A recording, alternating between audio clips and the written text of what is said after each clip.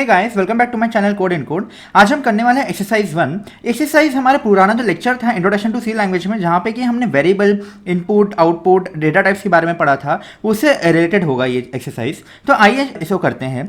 तो इसमें पहला मेरा क्वेश्चन है, write a C program to enter two numbers and find their sum. तो इस क्वेश्चन को पहले मैं आपको समझाऊंगा कि इसमें अप्रोच क्या होने वाला है, इसके बाद हम इसे सॉल्व करेंगे। तो सबसे पहले मुझे कह रहा है कि write a C program to enter two numbers and find their sum. तो मुझे बोल रहा है कि दो नंबर लेना है एंड उसके बाद सम फाइंड आउट करना है। किससे लेना है नंबर? यूजर से लेना, ऑब्वियस सी बात है। मैं क्या करूंगा, दो नंबर लूंगा यूजर से एंड उसका फिर सम कर दूंगा। ये कैसा होगा? पहले हम डिक्लेयर करेंगे, क्योंकि डिक्लेयर करना काफी जरूरी है। हमें कंटेनर क्रिएट करना पड़ेगा सबसे पहले, जिसमें वैल्यू को स्टोर कराएंगे हम। तो कंटेनर क्रिएट करेंगे, तो कंटेनर का नाम क्या होगा? वेरिएबल होगा। ठीक है, तो इसे हम क्या कहते हैं? वेरिएबल नेम कहते हैं। तो मैं यहाँ पे दो वेरिएबल लूंगा, जिसमें कि दो मेरे क्या होंगे? कंटेनर्स क्रिएट होंगे, इसमें दो वैल्यूज आएंगे अलग अलग। फिर मैं एक नया कंटेनर क्रिएट करूंगा जिसका नाम होगा सम। उस सम में क्या होगा? मेरी जो वैल्यू है वो स्टोर हो जाएगी। किसकी? जो num1 और num2 की जो वैल्यू होगी वो सम में जाकर स्टोर हो जाएगी। एंड लास्ट में क्या करूंगा? उसको प्रिंट करा दूंगा। ठीक है। अच्छा, इनपुट कैसे लेते हैं? स्कैनफ वाले लाइब्रेरी फंक्शन से लेते हैं। ठीक है, तो आइए से हम करते हैं अपने VS कोड पे।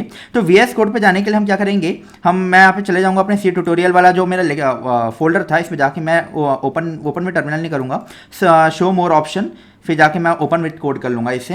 Then code open with code करने के बाद यहाँ पे मैं एक नया फाइल क्रिएट कर लेता हूँ। नया फाइल का नाम हो जाएगा question1.c कर लेते हैं हम इसे। question1.c करके यहाँ पे मैं इंक्लूड कर लूँगा, इंक्लूड stdio.h कर लेता हूँ यहाँ पे। फिर मैं क्या करूँगा, यहाँ पे एक फंक्शन क्रिएट करूँगा void main, क्योंकि मेरे को रिटर्न टाइप कुछ भी नहीं चाहिए, मुझे कुछ भी रिटर्न नहीं कराना, मुझे तो प्रिंट कराना है वैल्यू, तो रिटर्न नहीं कराना। इस वजह से मैं क्या लूँगा, यहाँ पे void ले लेता हूँ। यहाँ पे आप इंट मेन भी ले सकते हैं, वहाँ पे लास्ट में आप लेकिन क्या करेंगे, रिटर्न 0 कर दीजिएगा, या फिर जो भी आप वैल्यू ले रहे हैं उसे आप रिटर्न कर देंगे। ठीक है, तो सबसे पहले मुझे क्या करना है, सबसे पहले मैं काम करता हूँ, इस क्वेश्चन को पहले कॉपी कर लेता हूँ। कॉपी करने के लिए मैं यहाँ पे क्या करूँगा, इस क्वेश्चन को यहाँ से मैं उठा लेता हूँ, क्वेश्चन को यहाँ से उठा के question1 एंड यहाँ जाके कॉपी पेस्ट कर देता हूँ। तो कमेंट यहाँ पे यूज देख रहे हैं आप। ठीक है, आप कमेंट यूज कर रहे हैं क्वेश्चन को लिखने के लिए। ठीक है, अब मुझे क्या करना है, सबसे पहले इनपुट लेना है। तो इनपुट लेने के लिए मुझे कंटेनर क्रिएट करना पड़ेगा। तो आइए कंटेनर क्रिएट करते हैं, इंट num1। ठीक है, ये कंटेनर हो जाएगा। मैं दूसरा कंटेनर क्रिएट करूंगा इंट num2 के नाम से, इंट num2। ठीक है, कंटेनर का नाम है, कुछ भी हो सकता है, आप अपना नाम लिख सकते हैं कंटेनर में। ठीक है, और एक नया कंटेनर क्रिएट करूंगा सम, जिसमें num1 और num2 की जो वैल्यू है वो जाके स्टोर होने वाली है। ठीक है, तो जो दो वैल्यू, जिसमें कि वैल्यूज को मैं इनपुट लूंगा वो num1 और num2 हो गया, और जिसमें कि num1 और num2 का सम होगा उसका मैं नाम रख देता हूं सम। तो इंट सम कर देता हूं यहाँ पे मैं, सम। ठीक है, अच्छा, इसको डिक्लेयर करने का दूसरा तरीका भी हो सकता है। यहाँ पे मैं ऐसे में डिक्लेयर कर सकता था इसे, int num1 num2 and comma सम भी कर सकता था मैं यहाँ पे, सम। इसे ये पता चल रहा है मुझे कि इंट टाइप का num1 भी है, num2 भी है, सम भी है, तो दोनों तरीके से डिक्लेयर किया जा सकता है। तो अभी के लिए मैं इसे ऐसे ही रहने देता हूँ, डिक्लेयर करके रख देता हूँ मैं यहाँ पे। और मुझे क्या करना है, सबसे पहले मतलब मुझे एक स्टेटमेंट देना है यूजर को कि enter the first number. Okay, तो सबसे पहले मैं क्या करूंगा, प्रिंट वाले फंक्शन को यूज करूंगा। तो प्रिंट एफ को लिखने के लिए आप pf भी लिख सकते हैं, एंड एंटर करेंगे तो आपका ये आ जाएगा। तो यहाँ पे मैं बोलूंगा एंटर फर्स्ट नंबर। ठीक है, एंटर फर्स्ट नंबर मैंने बोल दिया। यहाँ पे टर्मिनेटर लगाना ना भूलें किसी भी प्रोग्राम के बाद, किसी भी स्टेटमेंट के बाद। देन यहाँ पे मैं स्कैनफ वाले फंक्शन के इनपुट लूंगा, तो स्कैनफ मैं यहाँ पे लिख लेता हूँ। एंड यहाँ पे मैं क्या करूंगा, फॉर्मेट स्पेसिफायर यूज करूंगा। फॉर्मेट स्पेसिफायर कौन सा यूज करूंगा? इंटीजर, क्योंकि मैं इंटीजर वैल्यू को लेना चाहता हूँ। तो फॉर्मेट स्पेसिफायर डी लिखूंगा। एंड देन यहाँ पे एड्रेस को स्टोर कराना है मुझे, वेरिएबल के एड्रेस को स्टोर कराना है, तो यहाँ पे मैं क्या यूज करूंगा, एंड देन यहाँ पे लिख दूंगा मैं num1। ओके, ये एड्रेस जो अपना आपका एंड है, इसको लगाना बिल्कुल भी ना भूलें। देन आपका आ जाएगा सेकंड में, मैं फिर से स्टेटमेंट दूंगा। पहले प्रिंट किया, मैंने प्रिंट किया कि एंटर फर्स्ट नंबर, फिर यूजर ने पहला नंबर डाल दिया, फिर उसको एक स्टेटमेंट और देना पड़ेगा कि दूसरा नंबर भी डालो। तो उसके लिए मैंने स्टेटमेंट लिखूंगा यहाँ पे एंटर सेकेंड नंबर। यहाँ पे एंटर सेकेंड नंबर मैंने कर दिया। ठीक है, सेकंड नंबर मैंने एंटर करने के लिए यहाँ पे स्टेटमेंट दे दिया। उसके बाद मुझे इनपुट लेना पड़ेगा। तो इनपुट लेने के लिए यहाँ पे फिर से मैं फॉर्मेट स्पेसिफाई यूज करूंगा, एंड इस बार मैं यहाँ पे इंटीजर यूज करने वाला हूँ। ठीक है, तो मैं फॉर्मेट स्पेसिफायर डी यूज करूंगा। एंड देन यहाँ पे मैं एंड num2 कर देता हूँ, एंड num2 कर दिया मैंने यहाँ पे।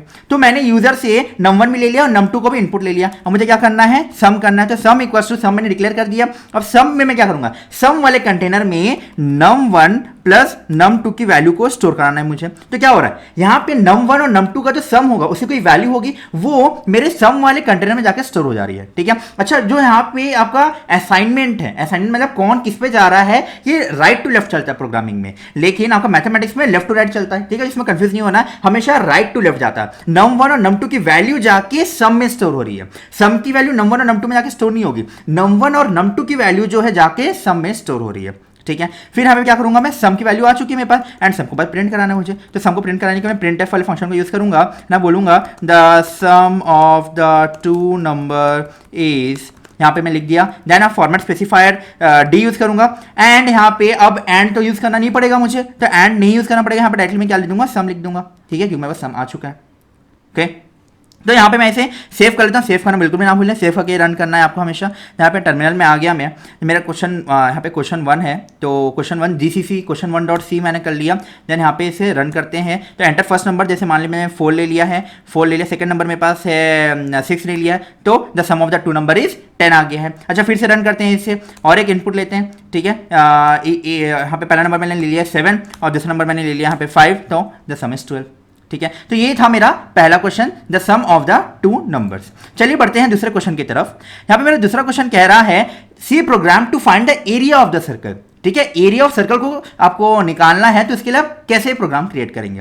तो सबसे पहले अप्रोच समझिए। आप कोई भी क्वेश्चन को करने के पहले ना आपको अप्रोच देखना है कि क्या मैं करने वाला हूं, पहले आपको प्लान करना है। Plan in the form of कैसे, या तो स्यूडो कोड लिख के कर लीजिए आप, या तो फ्लो प्रोग्राम क्रिएट कर लीजिए। फ्लो प्रोग्राम के बारे में मैंने पूरा आपको बताया है लेक्चर 1 में, अगर किसी को क्लियर नहीं है तो जाके लेक्चर 1 को देख सकता है, डिस्क्रिप्शन बॉक्स में लिंक मैं दे दूंगा। तो C program to find the area of the circle, तो मेरे को क्या करना पड़ेगा, आप ही सोचिए। एरिया ऑफ सर्कल आपको आपका निकालना है, तो आपको क्या चाहिए रहेगा, बेसिक रिक्वायरमेंट आपको क्या चाहिए रहेगा, रेडियस चाहिए रहेगा, ठीक है, क्योंकि एरिया पता है, आप एरिया का फॉर्मूला पता है आपको रेडियस चाहिए रहेगा। रेडियस आपको मिल गया तो आप निकाल सकते हैं एरिया को, ठीक है। तो यहां पे मैं इनपुट लूंगा यूजर से क्या, रेडियस को, ठीक है। तो यहां पे मैं इस क्वेश्चन को कॉपी पेस्ट कर लेता हूं। मैं एक नया फाइल क्रिएट कर लूंगा। यहां पे जाके नया फाइल क्रिएट करने के लिए फोल्डर पे क्रिएट मत कीजिएगा, फाइल पे क्रिएट कीजिएगा। question2.c के नाम से मैं यहाँ पे क्रिएट कर लेता हूं एंड यहाँ पे मैं फिर से इंक्लूड वाले फाइल को ला लूंगा, इंक्लूड, देन यहाँ पे मैं लिख लेता हूँ stdio.h। यहाँ पे मैं फिर से void main ले लेता हूँ, void main, देन यहाँ पे मैं फंक्शन, यहाँ पे मैं क्वेश्चन को पेस्ट कर देता हूँ, पेस्ट कर दिया मैंने। अब मुझे क्या करना है, इनपुट लेना है यूजर से क्या, रेडियस को, ठीक है। तो इसके लिए मैं क्या करूँगा, इसके लिए मुझे कंटेनर क्रिएट करना होगा जिसमें क्या होगा, मेरा रेडियस स्टोर होगा। तो इसके लिए मैं एक काम करता हूँ, रेडियस को स्टोर करने के कंटेनर बना लेता हूँ, इसका नाम रख देता हूँ मैं रेडियस, ओके।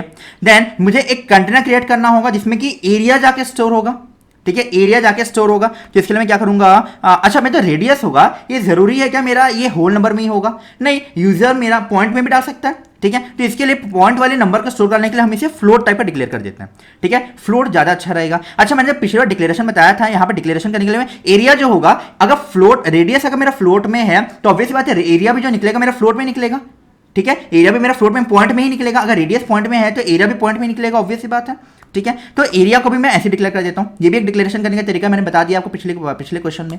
देन यहाँ पे मैं क्या करूंगा, यूजर से बोलूंगा कि आप रेडियस को डाल दो, रेडियस को आप डाल दो। यहाँ पे रेडियस डालने के लिए बोलूंगा enter the radius of the circle, okay.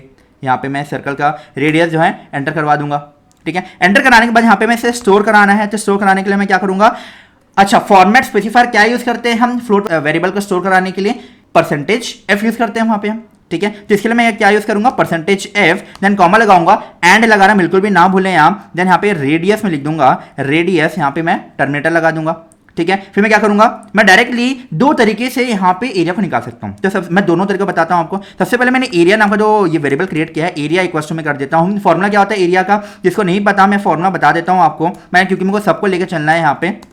तो फॉर्मूला इसका होता है एरिया इक्वल्स टू हो जाता है 3.14 इंटू आर हो जाता है यहाँ पे, ठीक है। अब देख पा रहे होंगे इंटू के लिए मैं यहाँ पे इंटू एस्टरिक्स लगा रहा हूं। आप यहाँ पे ऐसा नहीं कर सकते कि 3.14 आर लिख दिया, मैथमेटिक्स से लिखते हैं, या फिर आर पर लिख दिया, ठीक है, ऐसा भी नहीं कर सकते। यहाँ पे आपको 3.14 इंटू आर इंटू के क्या यूज होता है आपका, एक्स भी यूज नहीं होगा, एस्टरिक्स यूज करना है आपको। तो एरिया इक्वल टू क्या हो जाएगा मेरा 3.14 इंटू आर की जगह क्या लिखूंगा मैं, रेडियस लिखूंगा, क्योंकि मैंने वेरिएबल का क्या डिक्लेयर किया है, रेडियस के नाम से डिक्लेयर किया है। देन यहाँ पे मैं क्या ले लूंगा, रेडियस ले लूंगा, ठीक है। तो मेरा एरिया वाले कंटेनर में ये 3.14 इंटू रेडियस की जो वैल्यू होगी वो एरिया में जाके स्टोर हो जाएगी। फिर मैं लास्ट में क्या करूंगा, सिंपली यहाँ पे इसको प्रिंट करा दूंगा। तो प्रिंट कराएंगे, पीएफ वाले फंक्शन यूज करते हैं हम यहाँ पे। तो यहाँ पे मैं बोलूंगा the area of the circle is circle is, यहाँ पे फॉर्मेट स्पेसिफायर क्या यूज करूंगा, एफ यूज करूंगा मैं। तो फॉर्मेट स्पेसिफायर एफ यूज किया, देन यहाँ पे मैं क्या लिख दूंगा, एरिया लिख दूंगा। ओके, तो एरिया मैंने लिख दिया। देन इसे सेव मैं कर लूँगा, देन इसे रन करके देखते हैं हम यहाँ पे वैसे ही रन होता है कि नहीं। तो यहाँ पे मैं इसे लिख लूँगा GCC question2.c लिखेंगे, GCC लिखना ना भूलें आप। देन आप इसे मैं एग्जीक्यूट करूँगा। तो enter radius of the circle का, रेडियस ऑफ द सर्कल का मेरा 4 है, तो देखते हैं आंसर क्या आता है। तो area of the circle is 50.240002। ठीक है, प्रिसाइज वैल्यू दे रहा है यहाँ पे, मुझे प्रिसाइज वैल्यू दे रहा है। ठीक है, तो मुझे ऐसे प्रिसाइज वैल्यू ही चाहिए, तो इसके लिए हम फ्लोट यूज करते हैं। ठीक है, तो इस तरह से आप क्वेश्चन 2 को अटेम्प्ट करेंगे, एरिया ऑफ सर्कल को कैलकुलेट करेंगे। तो ये था मेरा क्वेश्चन 2। चलिए बढ़ते हैं हमने नेक्स्ट क्वेश्चन की तरफ। नेक्स्ट क्वेश्चन मेरा कह रहा है यहाँ पे, write a C program to enter length and breadth of a rectangle and find its perimeter. ठीक है, write a C program to enter length and breadth, हमें लेंथ और ब्रेथ को इनपुट लेना है यूजर से, एंड देन उसकी perimeter को फाइंड आउट करके मुझे दे देना है। ठीक है, वेरी इजी क्वेश्चन। चलिए इसे अटेम्प्ट करने की कोशिश करते हैं हम यहाँ पे। तो अटेम्प्ट करने के लिए सबसे पहले इस क्वेश्चन को मैं कॉपी कर लेता हूँ। तो यहाँ पे मैंने इसे कॉपी कर लिया। कॉपी करने के बाद मैं VS कोड में आ जाऊँगा, एक नया फाइल क्रिएट करूँगा question3.c के नाम से। ठीक है, सी के नाम से मैंने क्रिएट कर लिया है। देन यहाँ पे मैं इस क्वेश्चन को लिखने के पहले इंक्लूड लिख लूँगा, इंक्लूड। देन यहाँ पे मैं इसे stdio.h कर लेता हूँ। देन यहाँ पे मैं void main कर लूँगा। ये void main करना बिल्कुल भी ना भूलें, इंक्लूड भी करना बिल्कुल ना भूलें। देन यहाँ पे मैं क्या कर लूँगा, इसे मैंने यहाँ पे कमेंट कर दिया है, इसे मैं कमेंट कर लेता हूँ, ज़्यादा मेरे लिए अच्छा रहेगा। तो यहाँ पे मैं इसे कमेंट कर दिया हूँ। ठीक है, कमेंट करने के बाद मैं यहाँ पे क्या करूँगा, यहाँ पे इसको भी मैं कमेंट कर देता हूँ। तो मैं यहाँ पे इनपुट लूँगा, सीधी सी बात है, मुझे यहाँ पे लगी, यहाँ पे दिख ही रहा है क्या करना है मुझे, write a C program to enter length and breadth. Length and breadth कहाँ से आएगा आपके पास, यूजर से आपको इनपुट लेना पड़ेगा। तो यूजर से इनपुट लेने के लिए हम सबसे पहले क्या करेंगे, वेरिएबल को डिक्लेयर करेंगे। तो इंट यहाँ पे लेंथ कर लेता हूँ, यहाँ पे लेंथ कर लिया, मैं मान लेता हूँ कि इंटीजर वैल्यू ही देगा यूजर। ठीक है, और यहाँ पे ब्रेथ को भी एक साथ डिक्लेयर कर लेता हूँ यहाँ। ठीक है, देन पेरीमीटर क्या हो सकता है, पेरीमीटर मेरा पॉइंट में भी हो सकता है, नहीं ऐसा जरूरी नहीं है। ठीक है, अगर आपका लेंथ और ब्रेथ, आप सोच के देखिए, अगर लेंथ और ब्रेथ अगर आपका इंटीजर वैल्यू है तो आपका जो पेरीमीटर है वो भी इंटीजर वैल्यू ही आएगा। तो यहाँ पे मैं इसे क्या कर सकता हूँ, पेरीमीटर ही लिख देता हूँ डायरेक्टली। तो हमें पेरीमीटर मैंने लिख दिया है। अब मैं यहाँ पे यूजर से इनपुट लूंगा, तो इसके लिए मैं प्रिंट एफ यूज करूंगा। प्रिंट एफ में क्या बोलूंगा, enter length of the circle, rectangle, length of the rectangle बोल देता हूँ मैं यहाँ पे। ठीक है, देन यहाँ पे मैं क्या करूँगा, स्कैन एफ वाले फंक्शन में यहाँ पे मैं इनपुट ले लूँगा %d, कॉमा करके क्या ले लूँगा मैं, कॉमा करके यहाँ पे लिख देता हूँ लेंथ में जाके स्टोर हो जाएगा ये। ओके, यहाँ पे एंड लगाना बिल्कुल ना भूलें, यहाँ पे मैं भूल चुका हूँ, तो यहाँ पे मैं एंड लगा देता हूँ। ठीक है, आप ऐसी गलती ना करें। तो pf यहाँ पे क्या हो जाएगा, pf में आप क्या करेंगे, enter breadth of the circle, breadth of the rectangle, sorry मेरे सर्कल क्यों आ रहा है बार दिमाग में, ब्रेथ ऑफ द रेक्टेंगल कर लेते हैं। ठीक है, देन यहाँ पे क्या हो जाएगा, स्कैन एफ यूज़ करूँगा मैं। स्कैन एफ में मैं फॉर्मेट स्पेसिफायर डी लिखूँगा, देन यहाँ पे एंड लिखूँगा, एंड करके यहाँ पे मैं ब्रेथ कर लूँगा।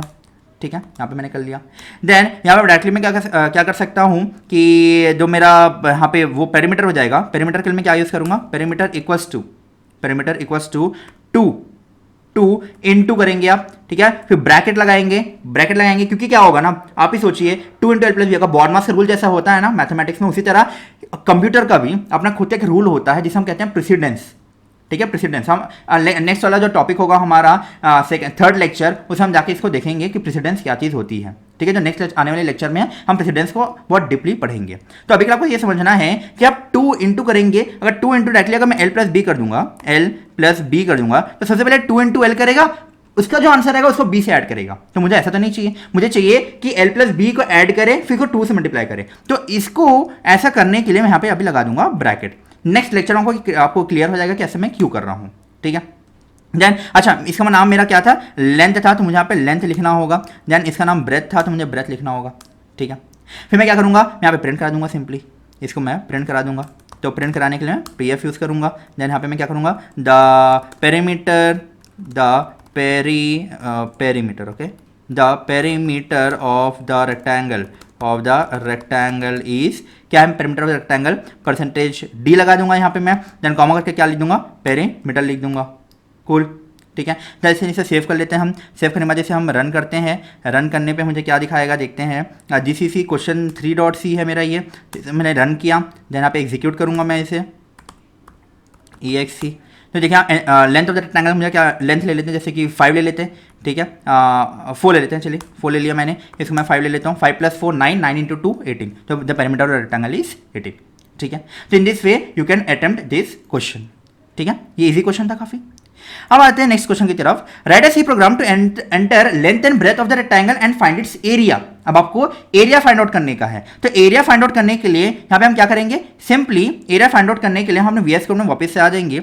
VS कोड में आने के बाद यहाँ पे हम लेंथ और ब्रेथ मैंने ले ही रखा है, देन यहाँ पे मैं क्या करूँगा, छोटा सा चेंज करूँगा। यहाँ मैं पेरीमीटर को क्या कर देता हूँ, एरिया कर देता हूँ। एरिया क्या होता है, एरिया होता है सिंपली लेंथ इंटू ब्रेथ, तो यहाँ पे मैं इसको लेंथ इंटू ब्रेथ कर देता हूँ, ठीक है। देन एवरीथिंग, अच्छा मैं एरिया को डिक्लेयर नहीं किया, तो यहाँ पे मैं इसको एरिया को भी डिक्लेयर कर देता हूँ, ठीक है। एरिया को मैंने डिक्लेयर कर दिया, ओ सॉरी, ओके। देन यहाँ पे मैं क्या लिख दूंगा, एरिया लिख दूंगा, ये पेरीमीटर को रिप्लेस कर दूंगा एरिया से, ठीक है। एरिया से मैंने रिप्लेस कर दिया, जहाँ जहाँ पेरीमीटर लिखा था मैंने वहाँ पे एरिया कर दिया बस, ठीक है, और कुछ नहीं किया। और फॉर्मूला मैंने चेंज कर दिया, जाने से मैं सेव करूँगा। सेव करने के बाद जैसे मैं रन करूँगा, न्यू टर्मिनल में आया मैं यहाँ पे अपने क्वेश्चन 3 को रन कर रहा हूँ अभी, ओके।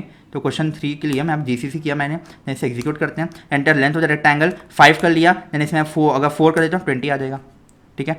ऐसा पैरामीटर को मेरे को एरिया से रिप्लेस करना था, the area of the rectangle is 20, ठीक है। इसको मैं अगर इसे एरिया से रिप्लेस कर दूँ, यहाँ पे एरिया हो जाएगा, ठीक है, एरिया, ठीक है।